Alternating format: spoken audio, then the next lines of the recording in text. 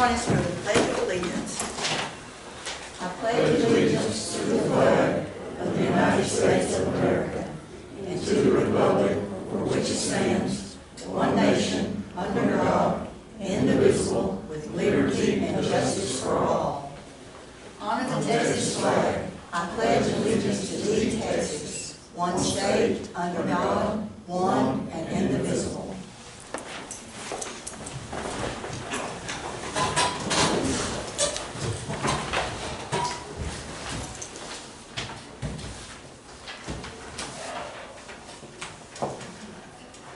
The meeting will please come to order. We do have proof of posting in accordance with Chapter 551 of the Texas Government Code as amended, known as the Texas Open Meetings Act. Any members? We do have proof of posting, yes. Any members of the public who wish to speak shall have 5 minutes.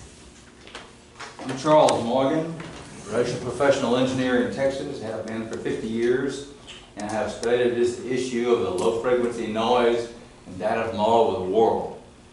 And we get to ask for an opinion for our state attorney general, and he does not give us a favorable opinion about controlling noise. And I have just shown you, I think, a map there. It shows those compressor stations. There's 130 of them in this county, and there's no control of noise coming out of them. Today when I came in, I took a noise meter reading. It was 83 decibels just outside the courthouse here. The limit on low frequency noise is 30 decibels. And that's, I've gotten from around the world. I've written a letter to the governor. He can rescind, or have Paxton rescind his opinion. And the reason we need to rescind his opinion, because he says there's no problem. But there is a tremendous problem, and he is not implementing item A of the law. The first one is always the most important, not A, B, C, and D. The first one says you will protect our citizens, and he's not doing that. So we have an emergency, this is to Governor Abbott. We have an emergency situation caused by Attorney General Ken Paxton's issuance of opinion KP 0371. Our Freestone County attorney requested an opinion as to whether noise from the oil and gas operations was included in the amendment to House Bill 1818. The House Bill 1818, item A of the bill amendment requires the Oil and Gas Division of the Railroad Commission to develop and publish an annual plan for each state fiscal year to use the oil and gas monitoring and enforcement resources of the Commission strategically to ensure public safety and protect the environment. Protecting public safety has been ignored in the House Bill 1818 opinion. I briefed the Sunset Review Commission on the health hazards of the low frequency noise. That was in 1992. Everyone knows that the oil and gas operations are noisy due to compressor stations and pipelines. Hardly anyone knows that the impact of the low frequency noise on the human body is a whole body pathology. Because each of our body's systems operate at a different low frequency, we must ensure the LFN is controlled. It can be accomplished using sound barriers around the noisy equipment. The opinion noted above is not based on facts that could have been known if the Attorney General Committee had reviewed the Sunset Review Commission presentations that were appropriate to the Railroad Commission in Texas. There are 27 counties in Texas having more than 1,000 gas wells and an appropriate number of compressors. Based on the number of gas wells in each county and the population, I estimate 2,614,000 people in those 27 counties are being harmed and are killed today. Our doctors have no clue about what's happening because they can't see the fit. Everyone knows that oil and gas operations are noisy and the gas compressor stations and pipelines. Almost no one knows the health hazards of the low frequency noise. It is a wound-to-tomb issue. We must immediately take action to stop the killing.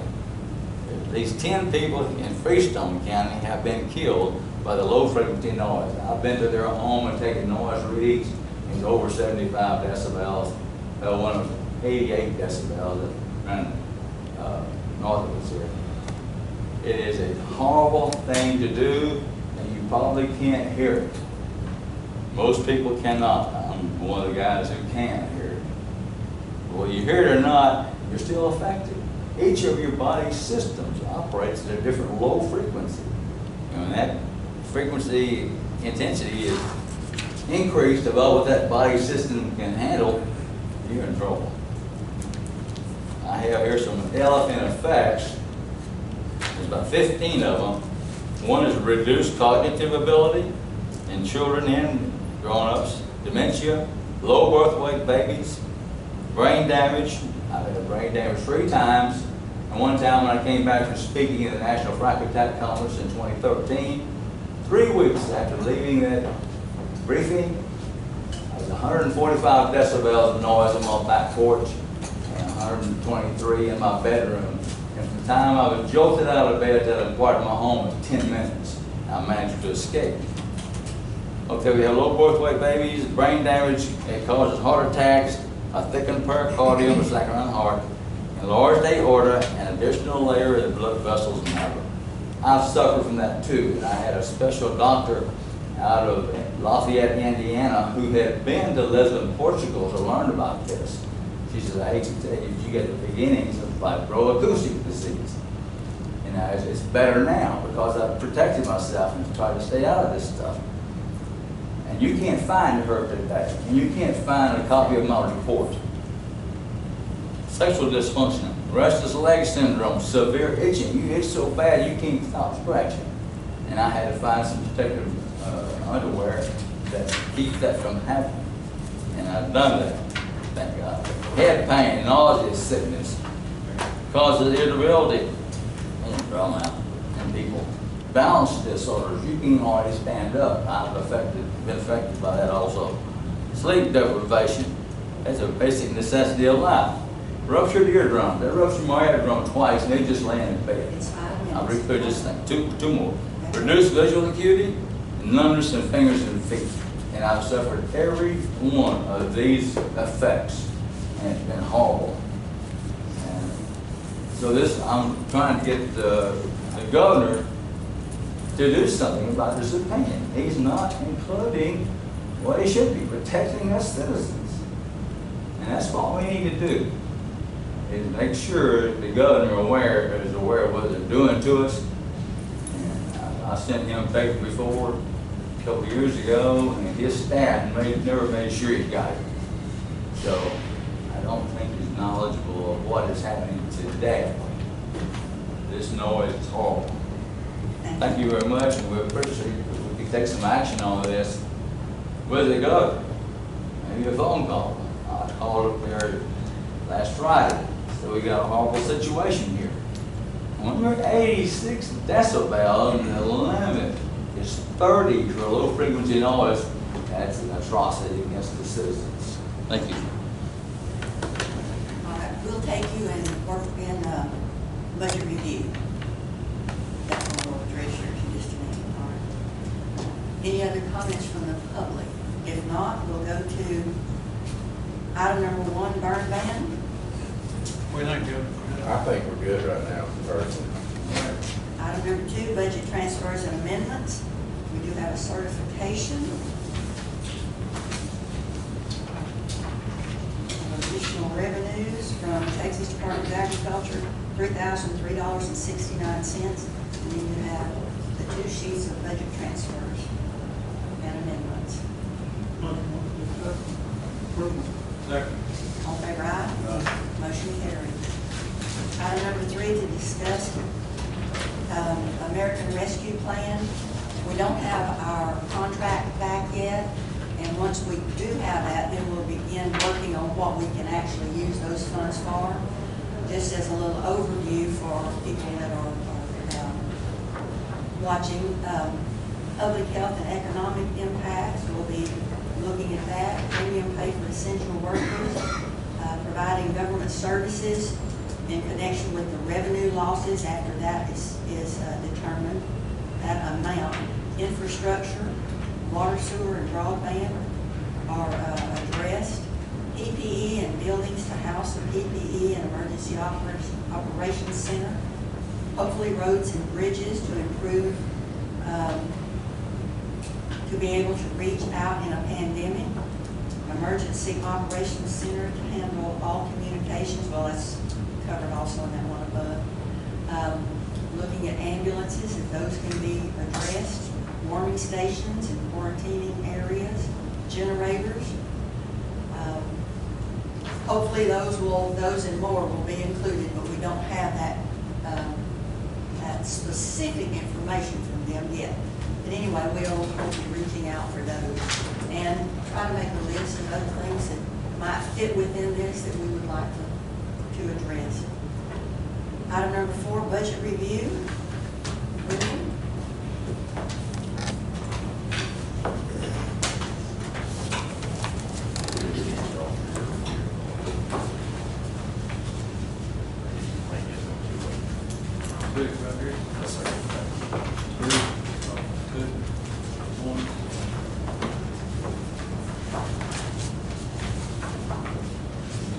Alright, most of this up, so I can try to be as quick as possible.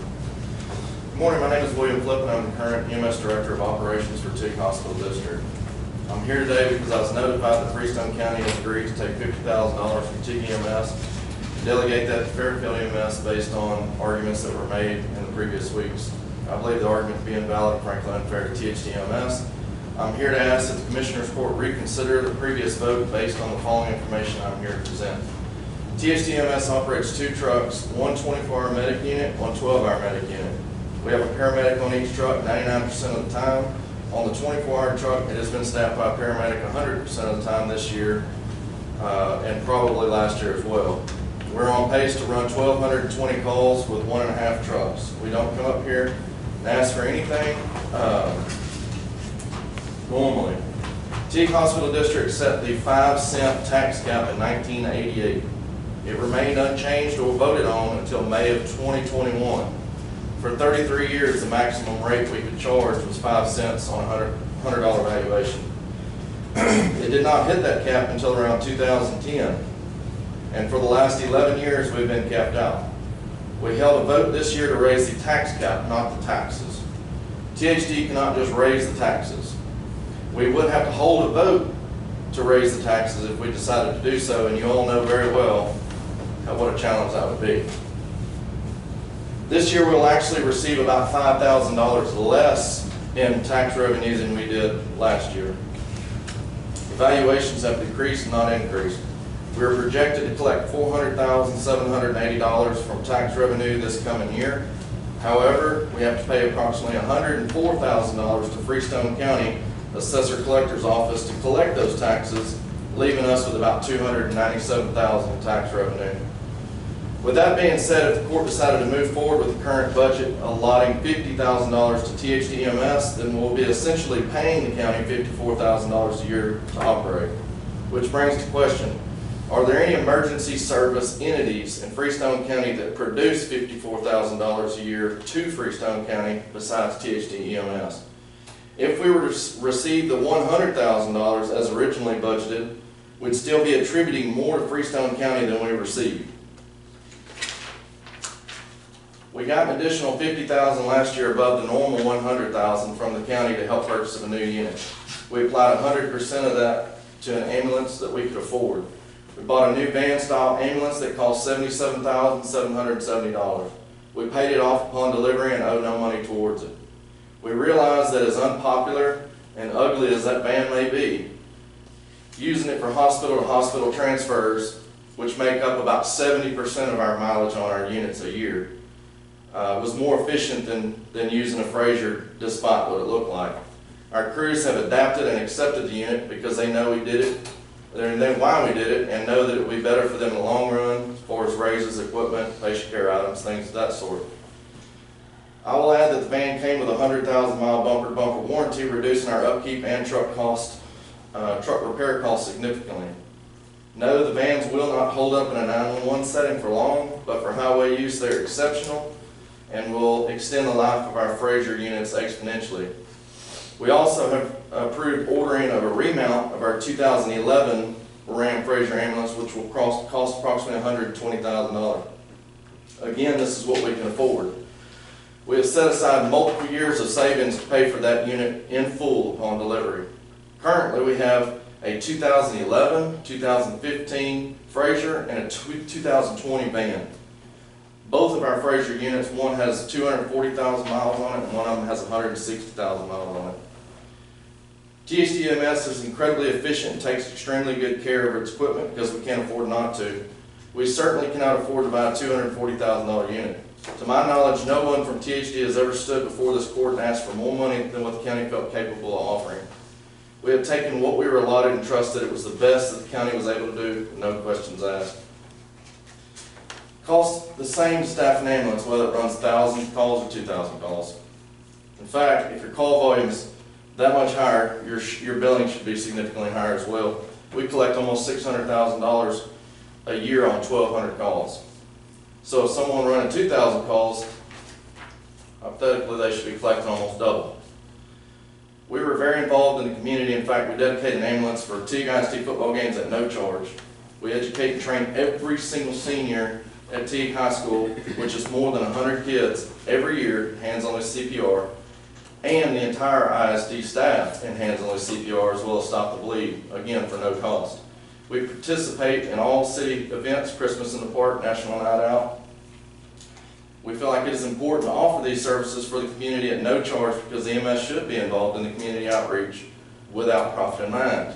During the freeze, we were out of power and water for a week. We improvised and were not shut down for a single minute.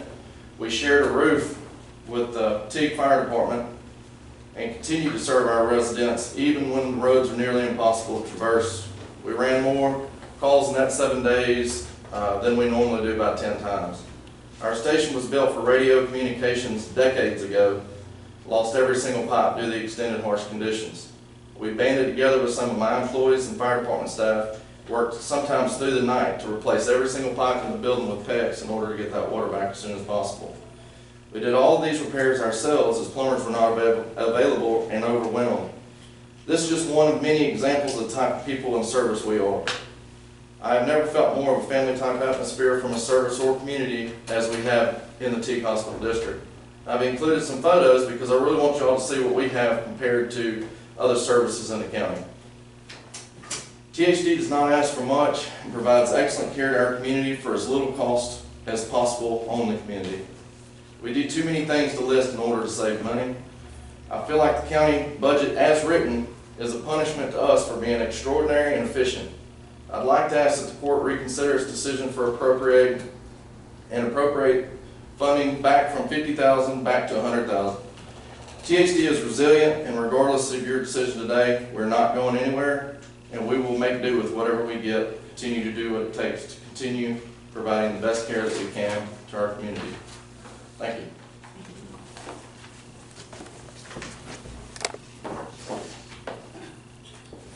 I make a motion like I did the other day, to pay them the same as practice years. I'm still with it. I'll second. Well, now wait, the same as Fairfield gets in the original budget or in the way it is now? On the original The budget, original budget. we had Just to be clear. $200,000. Give each one of them 100, that's what we thought we could afford to give the ambulances. I think it ought to be both ways. As you can tell, both folks are doing something. They can fix their own water problem. Just to be clear what the motion was, is what I'm saying. That's what I'm saying. That's $100,000. Fair, whatever Fairfield gets is $100,000, we split the 200. 50-50, that's what I'm saying. I think they'd be glad to get that, being on, we're gonna charge them $110,000 to collect. And I'll second his motion. We have a motion and a second. All in favor, aye? Aye. Any opposed? None. Motion carried. What you to come before last week? Sir? I wish you had approached, I wish you had him Well, she's been here earlier. Yes, sir, I apologize. I can assure you that I will be going forward. Thank you. All Good right. presentation. Thank you.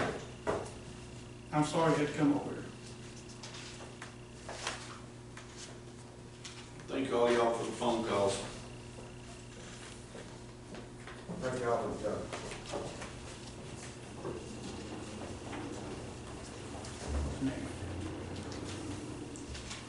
All right. What is there?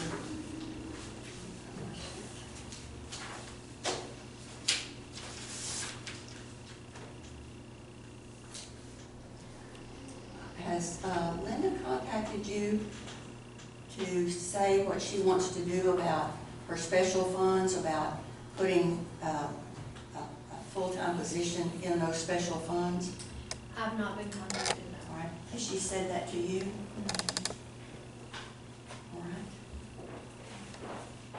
I thought that's what she was gonna do, so. Well, I think originally she wanted to pay for a full-time out of the, no, I think it was the full-time actually, out of the special fund. The part originally, but now, since the one was taken out. Right. She could do a full-time in those special funds. Yes. There's $200,000 in those two funds, just sitting Yes. there, that can be used, but she's not said she'll, Yeah, sorry, I was, yeah, that's okay. yes, the special, pay for a full-time out of the special funds, yes. All right, well, I will get with you then about how we're gonna divide those in those two funds. And so that will be addressed in there.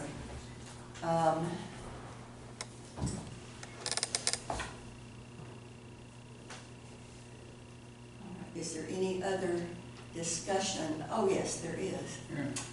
I did have a discussion with the extension agents people, and they assured us that if we give her a raise, that she will get that raise, and it will not just reduce what the state is paying.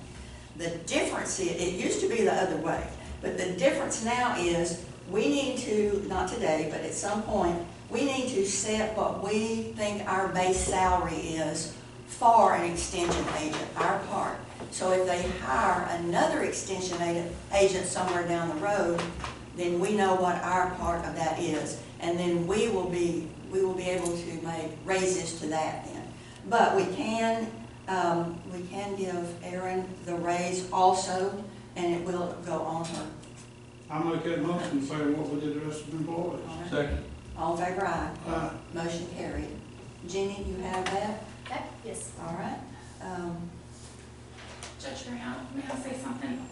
I just think there was some confusion last time. So are you saying pay one of the full-times that we have now out of the Yes. special funds? Because I think she was requesting an extra part-time. She can have that. There's plenty of money, that's what Okay. I'm saying. I think there was just some confusion, so, $200,000 just sitting there, and she Okay. wants to use that out of those special funds, which are, funds that go into that are fees off of filings that go into those special funds, and she certainly can use that. She just needs to decide how. We can't tell her she has to, but she can do that, so she then still has. because I just wanted to be clear, like, the last Commissioner's Court, so. We tried to say that, but I don't think she was listening. Right. So one of the salaries is gonna be for the full-time for the EA, and then, No, I think that's what, all right, we'll talk about that. okay. I think I know what she's intending, but that's her choice. All right, what else do we have for this morning? I'd like to bring something up, and I don't know if we can do it, but I'd like to check into our cooks, if they're over 55, so what they make. $7.50, I think, $7.50. How many hours do they work, how many days they cook, I guess they cook 5. 5 days a week.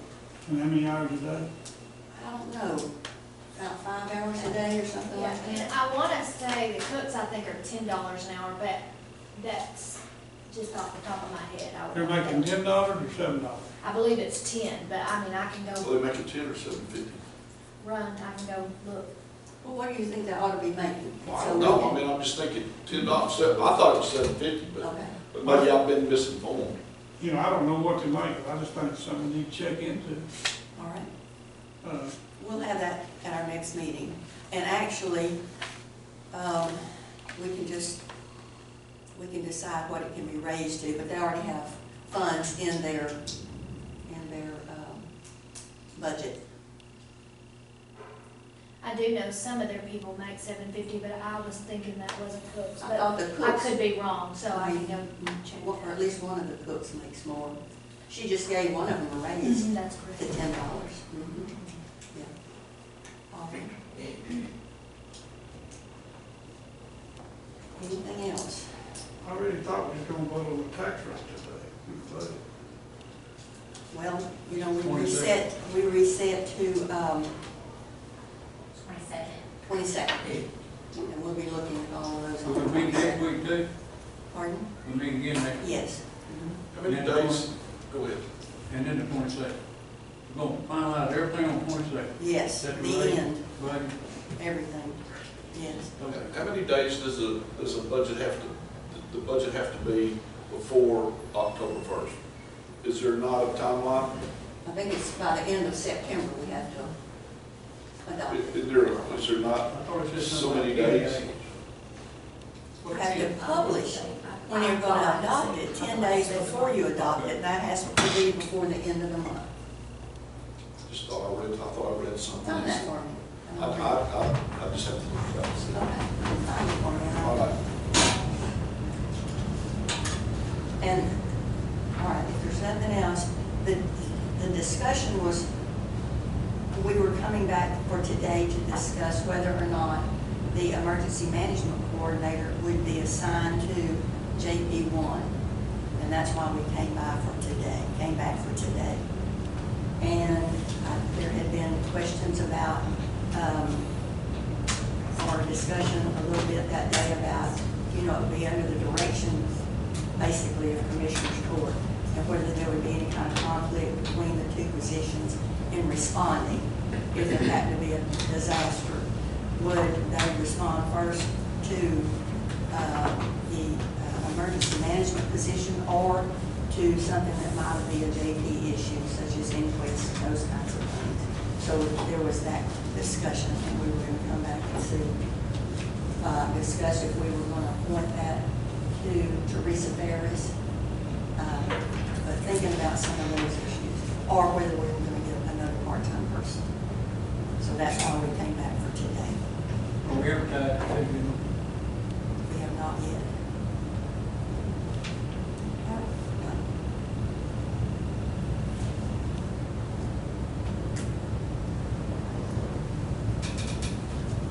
We have an advertiser, have not. I thought we were. No, it's a part-time position, and we don't have to appoint, or don't have to advertise for part-time. We may end up advertising if we don't, you know, if we don't have someone Part-time. for part-time. We may have to advertise for a part-time. Not required to, but we may need to if we need to look for more applicants. So, What if it's not? If you don't advertise, how the applicant's gonna know That's that position is there?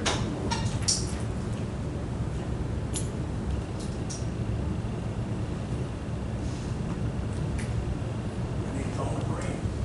And I think that's probably what we'll need to do is advertise. Make a motion to advertise. Is that what we need to do? Isn't, you certainly can make that motion. I second. All in favor, aye? Motion carried. All right, is there anything else? Next question. With respect to this letter that I'm sending to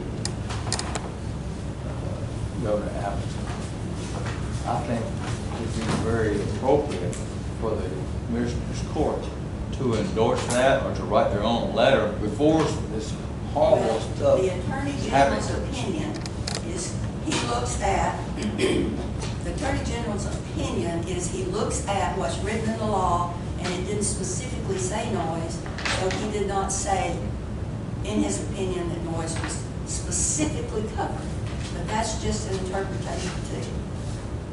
So, We have to protect our citizens, and that's I the understand. first item. I understand, Mr. Morgan, I do. And I'm not doing it. I understand. I think we're So- gonna have to go back and see if we can get it specifically put in the bill, the noise issue, before they're gonna look at it. It's the way I look at it from. We've got to consider some kind of action. We can't wait and let our people be killed as we've already done. All right, any comments from Commissioner Story? Motion with John. Second. All in favor, aye.